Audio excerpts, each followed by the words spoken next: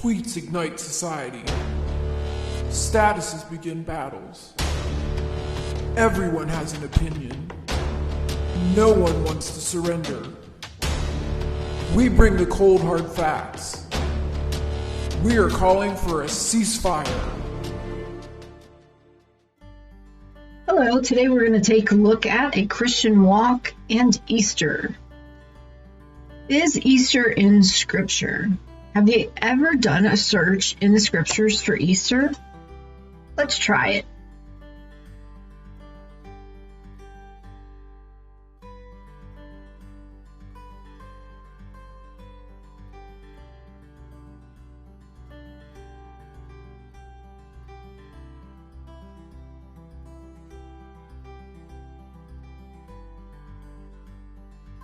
Didn't find it in there, and yet it is one of the most significant events in modern day churches.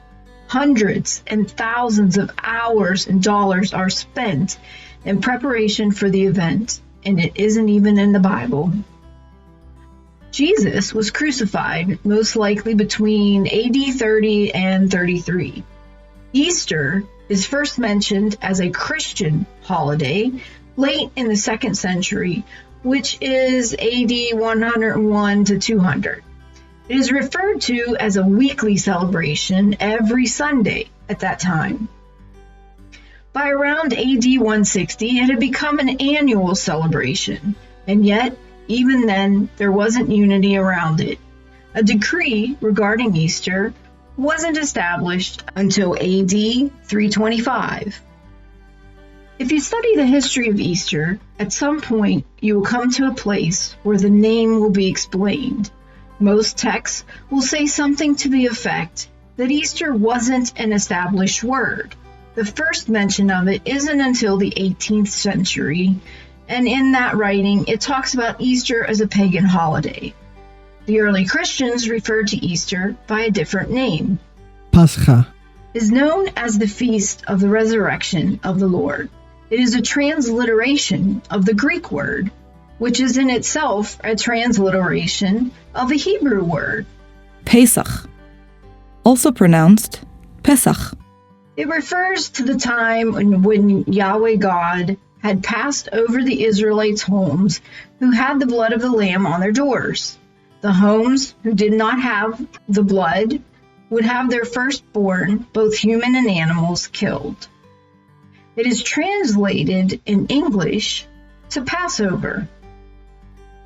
It refers to the time when God had passed over the Israelites' homes who had the blood of the lamb on their doors. You know what is interesting about that?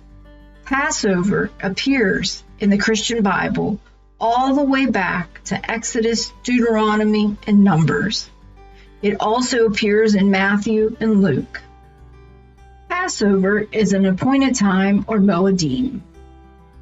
There are 7 Moedims, and they can be found in Leviticus 23.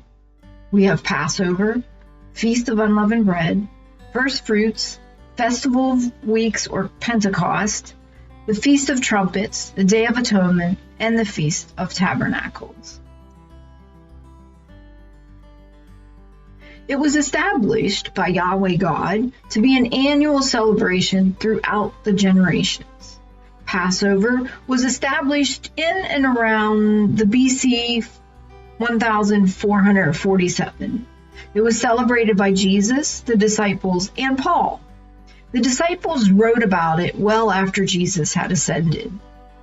This brings me to wonder, since they were writing some 30 years after the ascension, why they didn't mention Easter in their writings, or why they didn't mention the Passover wasn't to be celebrated anymore. We have conversations recorded about circumcision and eating, so why not the appointed times? We may never know. Let's take a look at one of the Passovers Jesus and the disciples celebrated and see what we can learn. We see this setting described in Matthew 28. There were preparations made, and it clearly says that on the first day of the unleavened food came the disciples near to Jesus, saying to him, Where will we prepare to have and eat Passover? They had the feast. During the feast, Jesus talked about breaking bread and the cup of his blood, which goes back to the original Passover. It was clearly a Passover according to Matthew.